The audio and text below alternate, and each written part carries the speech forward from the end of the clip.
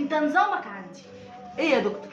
بصي، بالنسبه للفطار هتفطري بيض بالسمنه البلدي. بالنسبه وممكن برضو فول بالسمنه البلدي، وممكن سمنه بالسمنه البلدي. السمنه بالسمنه البلدي دي تحفه تحفه تحفه. وممكن برضو في الغداء يعني ايه، تتغدي حله محشي وصينيه بشاميل وصينيه رقاق، ويعني ممكن تشوفي حبه تحابيش جنبها بقى. كوارع بقى يا دكتور، كوارع بالظبط يعني. حطي بقى الكوارع مع الورق العنب، الله. حبه كبده في عيش. دنيا تانية، دنيا تانية. يعني اعملي بصي، كل اللي يجي قدامك انا عايزاكي تمشي بنظام براحتك. اديها ما ترحمهاش. اديها ما ترحمي، كل اللي يجي قدامك كلي. انتي دكتوره ما فيش زيك. بالظبط. اهم حاجه تقنعي عقلك الباطن ان انت كده بتخسي مش بتتخني. هو ده النظام؟ هتخسي من غير ما تحسي. هو ده النظام؟ طبعا.